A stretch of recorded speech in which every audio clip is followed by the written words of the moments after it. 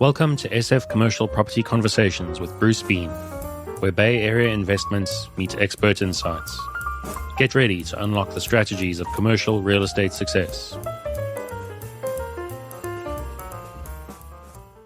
Here we have today Billy DeMartini. He is a cohort of mine, and we worked together for the last, how long, Billy? Like 5-10 years?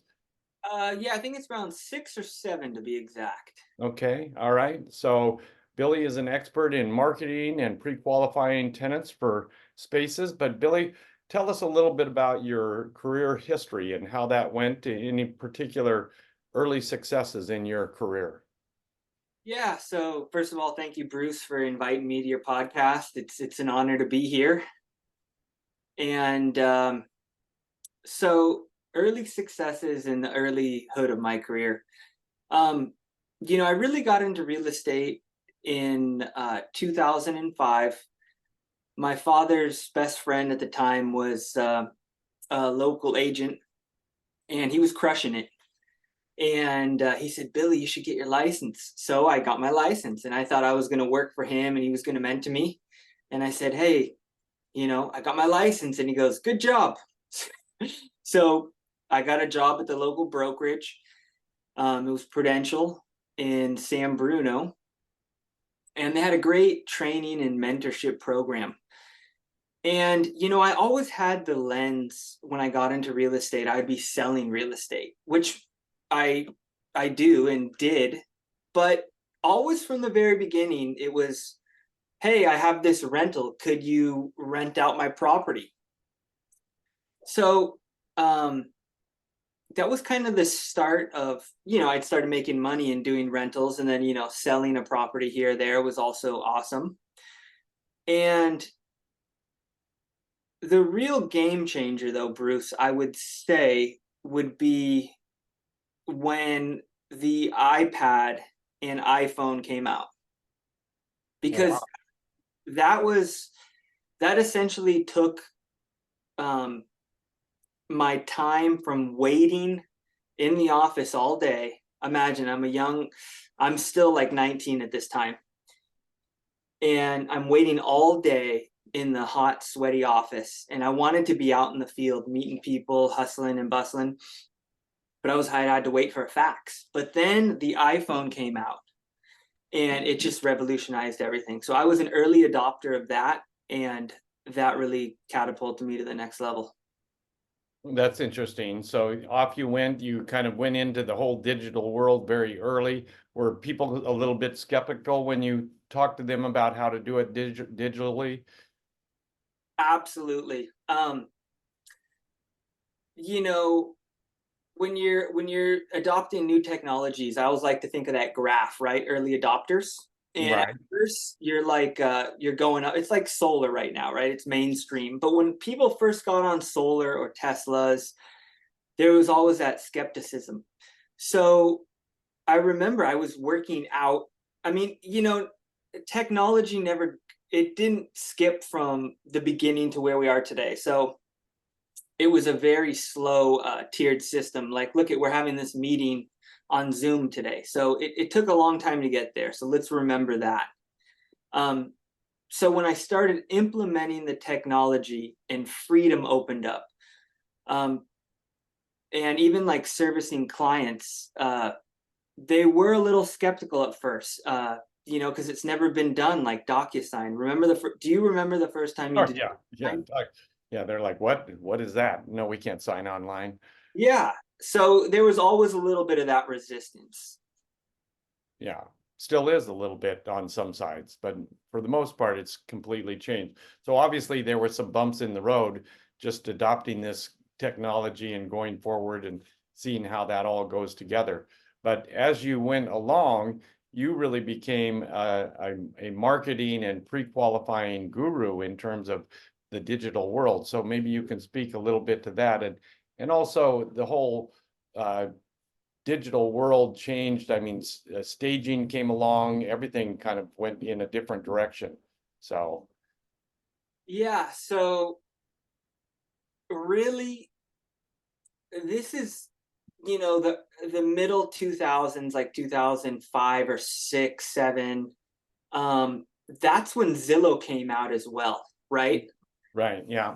Before that, we had our local MLS, which you had to be a member of, and then you had Craigslist. I mean, Craigslist was bread and butter. I mean, I can't tell you how many deals I did on there. I mean, I even double-ended houses. On Selling. Craigslist. Yeah, I mean, it was amazing. This is before the scammers got a hold of it, and you know, now today I do not use Craigslist because it's not worth it. Right. Right. There's so many other platforms that are so much better.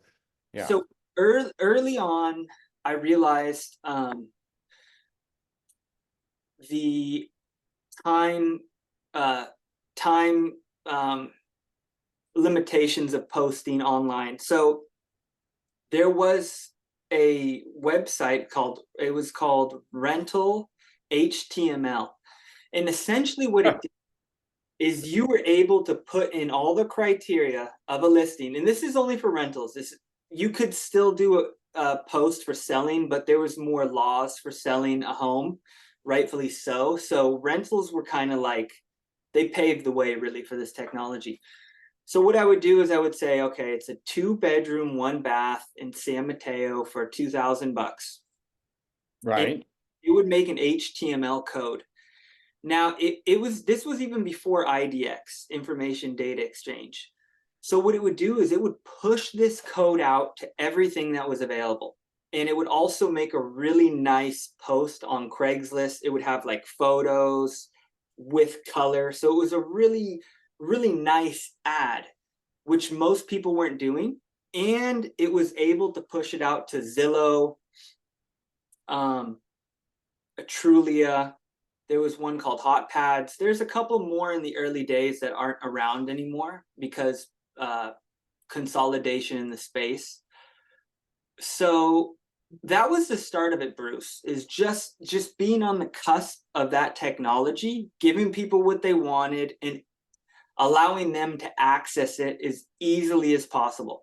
Because there's two different types of people who are looking for a rental. One is they want to know every little detail and they want to talk to somebody, but that category is slowly dying. So the new generation, they don't even want to talk to you. They just want to view it, everything automatically, and then, apply. So let's skip to that. So what's the current technology now of how you go out and market say a 2-bedroom, 1-bath rental unit? Yeah, so there's a lot of ways to do it, right? There's a lot of ways to do it, but I think how do you do it? How do you do it? Let's go through your process. Okay. Well, once you get the, one of the hardest parts is getting somebody to sign, one of the owners, and say, okay, let's do it. But once you have a good referral source and network, they say, Billy, we got to put this on the market. You got to get the lease listing agreement. That's number one. Then you got to get good photos. You could hire a professional or not. This thing takes amazing photos. Just watch a couple YouTube videos and optimize that. But nowadays, I take a floor plan with the LiDAR in here. There's a LiDAR scanner, and there's an app. I could take a floor plan. So it's a pre-listing packet. You get all the information, put the details, you make your post. And so here's where it gets a little confusing. And wait a minute, let's back up 1 second here. What's a LiDAR? So LiDAR there's a little scanner in this thing. And it essentially measures the depth of field, or I'm not an expert in that. Right, but just basically what it does. Yeah, basically it sends like a little invisible laser out, and with their AI algorithm they have, it could basically, you walk around with a video like this. Yeah, okay. It will scan the space, and it's very accurate. So if this room's 10 by 10, it will come back and scan that, and it will draw it. And I could give you a post. Oh, I see. Okay, so you're saying it will draw the space. It will draw a 2D. Yeah. Okay, so that's what you're getting at. Yeah, so it'll draw the space out so you can make a plan, right? Yes, with Okay. dimension as well. With And dimension. that's very helpful because somebody might have a certain size bed, they might have a fish tank. So it's just giving them the information they need so we're not wasting each other's time, right? Right, so you can get a plan laid out very quickly. Exactly. Okay, all right. So that's what LiDAR does, is allows you to get plans set up. Exactly. Okay, okay. So then you got your photos, you got your plans, and then what happens in terms of marketing? So here's where things get a little confusing. You could easily just go to Zillow.com and post it there. And Zillow has increasingly become the #1 probably rental site where people do view listings. Okay, But the problem with that is when you post to Zillow, you're only going to Zillow. So you need to spread it to a huge network. I mean, I could at least name 20 off the top of my head. oh, Rental wow. pads, hot pads, pad mapper, apartments.com, homes.com, your local MLS. There's just so many. So I use a proprietary software. We actually use it, Bruce. Buildium. Yeah, right. Buildium, it auto populates to around 20 of them, and then I post in a couple additional ones that push it out even further. So that's step #1 is getting exposure. Now, the problem if the listing is really, really in demand, if it's like single family home, good price, clean, they're in high demand in the peninsula here. Right. So your phone will literally ring, like it will just ring all day. Right. But the name of the game is filtering that to get income credit and making sure it's the right match. So I set up a pre-questionnaire, and this is all automated. I actually did build out a system on my own, but now there's systems, there's technologies that are much better than the little rudimentary system I built, which I do use now because it gives you more control. And there's even lock boxes have gotten to the point now where if you request a tour, you do your pre-questionnaire, then you have to show your ID and you book your time, and then it will give them the access to the apartment. So this is all safety for the owner of that property. Right. So Right. there's a good verification system in there. So you can just automatically, the person you tell them over the line that your appointment time is 3 to 3:30 or whatever, and they show up there and show their ID, and then they can get in. Yes. So you use Calendly, right, Bruce? Yeah. Yeah. I used to use Calendly, and I would have an autoresponder essentially book a tour on there, and I would kind of still manually have to do this. But now I don't use Calendly. I use another system where people could choose anytime they want. I set the parameters up, and they could say, okay, Friday at 4:30, I want to see this place. Right. And then once they show their ID and they go through the pre-screening questionnaire, then they could do so. And then if they have any questions, they could follow up, and they could also apply from there. So how many times do you actually involve yourself? You're not taking a phone call. They go in and pre-qualify themselves. They pick a time. So do you even talk to them before they go in? Very rarely. Very, Wow. very rarely. We do have a live 24/7 agent on staff, a VA, who will answer calls. Like if you say, oh, I don't know how to do this, or I don't know how to input, you could call and Yeah. somebody will answer the phone and walk you through that. And there's also notes on each listing. So if they could go a little more in detail to get those answers. Oh, cool. So, okay. So then they see the place, they like it. Then what happens? Then they apply. So Okay. there's always an application to apply right there. So it just boom, boom, boom. So then you get their credit report, you look at their credit report, you review it with the owner, and Well, so we're in California, and pretty much anywhere in the United States, but especially California, and every city is a little different, and every county is a little different. So you can't get the credit score right away. First, they have to apply, and there's some pre-screening, and every city's different a little. So once they submit the first packet in there of yeah. their name, their job, who's going to be on the lease, if they have a dog or not, then it takes a little manual work, and you have to dive in there a little more, and then you could run their credit.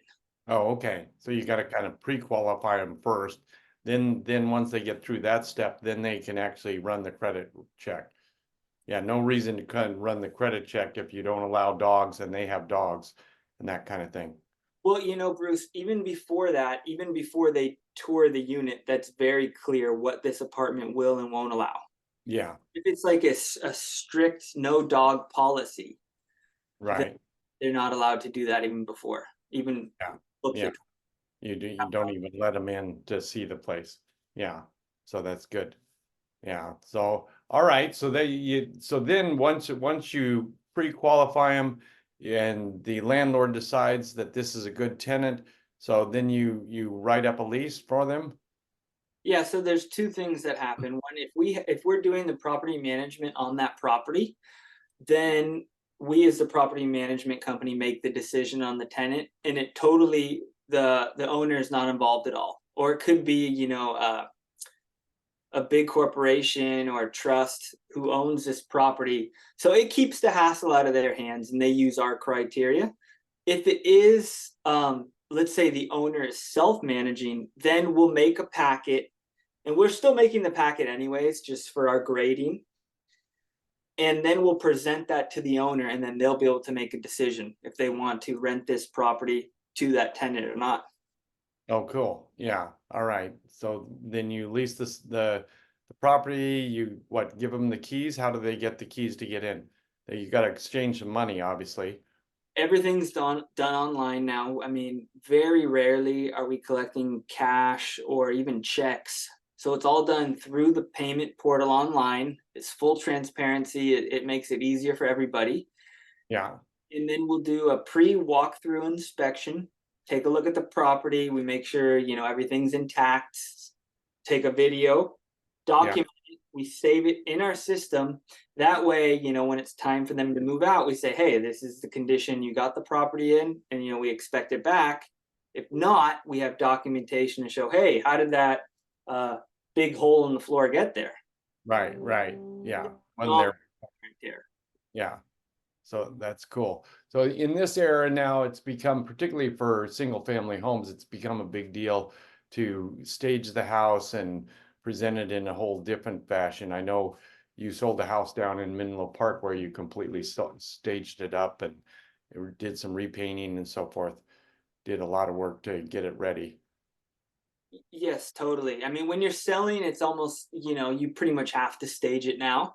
But even for rentals, what we do is we do a soft staging.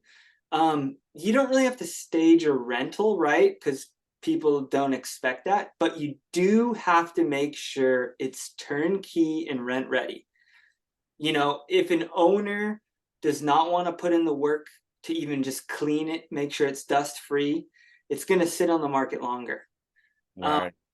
so what we like to do is even put down like a bathroom rug, make sure you have soap in there, make sure all the uh, toilet paper is in Yeah. there, All that's ready to go. Yeah. basic stuff.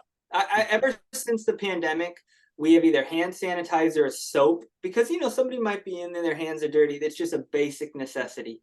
Yeah. Yeah. And in little touches like that, just not bath towels, but like floor mats, just little soft staging, it really will help with the frequency of how quick you can get these things rented. Obviously having the carpet clean and repainting or whatever, you may have to replace some cabinets, whatever needs to happen. And if the place is in pretty good shape, at least send the professional cleaners. So they come through and they make it sparkle. So Yeah. imagine, have you ever bought a car that is dirty, Bruce? Oh, yeah. Have you No, bought one?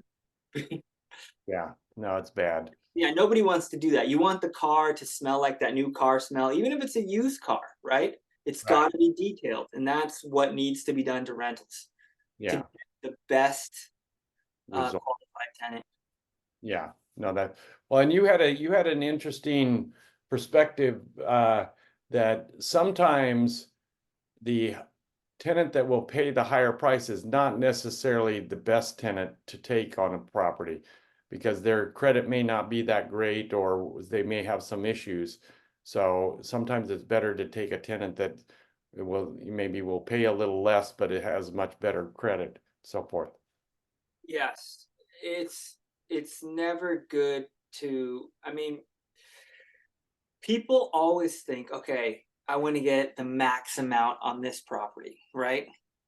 Which sure, that makes sense. And sometimes you could do that in a really high demand area.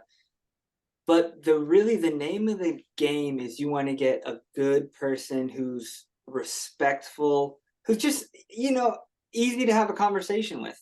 Right, right. Just like a normal grounded family, individual, whatever. But when you're cranking the rent up to the highest amount it could be, what you're essentially doing is you're making it hard for a good person to get that. Now, let me explain this. So, people with great credit score who are likable, who are generally desirable tenants, people are going to offer them good deals. Right. They see, like, if this guy's got a solid job, just he's really friendly, like, hey, yeah, he can move in here. Yeah. So he's not going to have to pay top dollar. Now, it's usually the people with bad credit. They have maybe unverifiable income or a big dog. They're going to pay top dollar. So those are the only people usually. I've done this enough times to know when the owner says, I want top dollar in the market. And the market's always going like this. So 3,000 yesterday, it might not be 3,000 today due to the market factors. Right. So if you want 3,000, okay, maybe you could get that, but the guy could have a pit bull. There could be 10 people in the house, each paying, So, Right. so it's really about education and just kind of explaining that and being realistic about that rent. And it's going to pay you back tenfold because you're going to get the property rented quicker. You're going to have peace of mind. I mean, at the end of the night, you're going to sleep well because that person is good. That group has checked all the boxes. So if somebody wanted to get a hold of you and find out more about how to do kind of proper credit checking, pre-qualifying and so forth, or even marketing their apartment, how would they do that? Yeah, you could visit our website. We just got it redone. It's Earth, EARTHHH.com. You could also just do a simple Earth Real Estate and Property Management and find us there. And find Billy DeMartini. Yeah, Earth with 3H's.com. All right. Well, Billy, that was great. Thank you for joining us. And I'm sure we'll be talking soon here. Yeah, thank you for your time, Bruce. I really appreciate it. Thanks for inviting me. All right. Here we go. Talk to you later. Ciao. That's a wrap on today's journey through the SF commercial real estate scene. Ready to share your story? Visit sfcommercialconversations.com/guest. Your insights could lead the next conversation.